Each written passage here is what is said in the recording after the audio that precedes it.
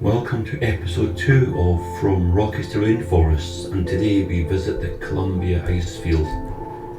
We were very lucky on the drive up to the ice fields when we stopped off at the viewpoint at Bow Lake, and we were greeted by this view, which was just incredible. So it was a great start to the day, and the day just got better as we went along. Once we arrived at the visitor centre, we were presented with this view from the observation deck at one of the cafes at the site, which is, it's not a bad way to start the visit.